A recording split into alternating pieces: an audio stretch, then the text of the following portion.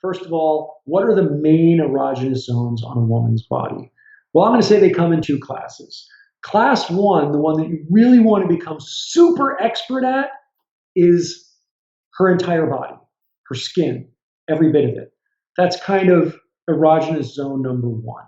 And erogenous zone number two is her mind.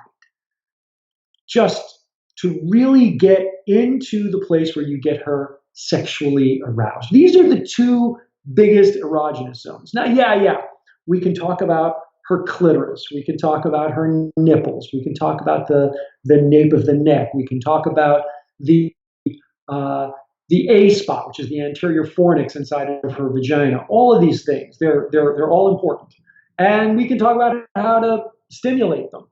But that's just going to make you an average lover. That's the stuff that every guy knows. And if you want to know all about that stuff in great detail and all the techniques you can use, yeah, by all means, get my book, Revolutionary Sex, or any other book on sex for that matter, because this is the stuff that's in every book.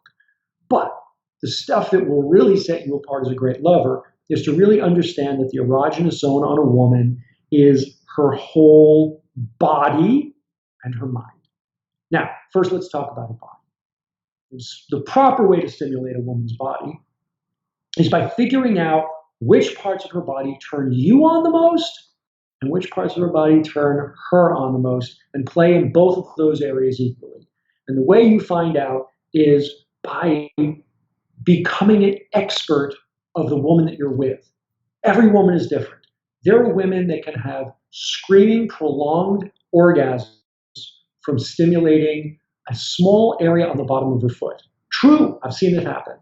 I spoke to a woman once who said the first orgasm she ever had wasn't from intercourse, but was from a man touching her knee. He was rubbing on her knee, and all of a sudden she had an orgasm, her first orgasm that way.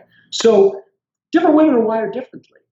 But the fact of the matter remains, every part of her body is sensitive. Every part of her body is going to enjoy your touch, much more so than men.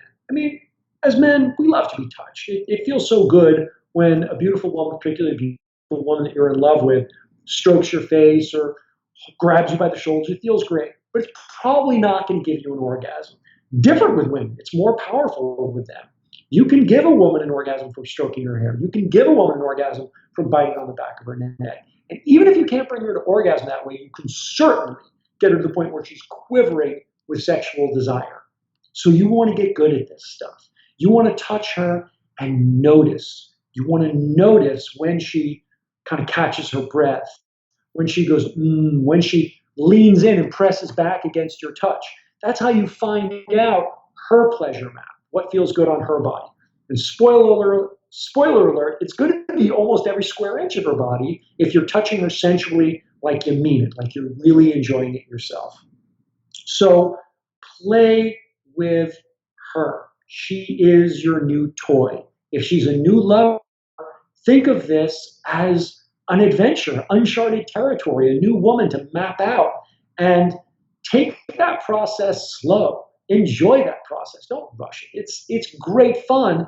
And that attention, that feeling of that attention, that sexual attention that you're putting on her is going to feel great for her. She's really going to see exactly what kind of a man you are through that attention. Now, the second thing is what turns you on her body. Do you like to touch? I cannot emphasize enough how much you can train a woman's erogenous zones. If you're a guy with a foot fetish and you love giving her attention to her feet and sucking on her toes, I promise you that over time, your enjoyment will translate to her enjoyment, and she'll begin to find that area erotic as well. You know, I'm a neck guy. I love to bite a woman's neck. And I have yet to find a woman who hasn't enjoyed that just as much as I was because I was enjoying it so much.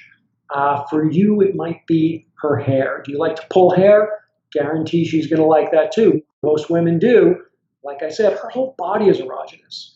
Maybe you love breasts. Guess what? That's a gimme. Almost every woman enjoys having her breasts stimulated. If you're a breast man, don't feel like you need to hold back. Don't hold back. Enjoy yourself. Giving a woman a nipple orgasm is just about the easiest orgasm there is outside of her vagina. So by all means, indulge that part of her body that you find the sexiest, that you enjoy the most. By pleasing yourself, I promise you, you're pleasing her.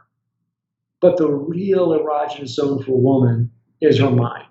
Because if she's not turned on by you, if she doesn't like who you are, then you touching her in her erogenous zones not only isn't going to feel erotic to her, it might feel nothing but creepy. And you know that's true, right? Some weird random person or, her weird grandmother, says, oh, look at your breasts have grown, darling. Like in 16 Candles, the movie. That's horrifying for a woman, right? That's horrifying for her. So who you are really matters, and how you stimulate her mind really matters. And building that is really about how much you appreciate her sexually, how much you let her see and feel your own sexual desire. So play with that a little bit. Really recognize that if you're just thinking that the best erogenous zone on her body is to use a very well lubricated finger against the 1 o'clock position on her clitoris, which you'll read about everywhere. Man, you're missing the boat. You're really missing the boat. That's a great way to become a totally adequate lover who knows how to mechanically stimulate her. But you'll never be that great sexual experience that's unforgettable for her doing that kind of shit. Yeah, learn it. Great. But really focus on becoming the romantic partner that she enjoys being with and getting into her mind, and you'll become the best lover she ever had.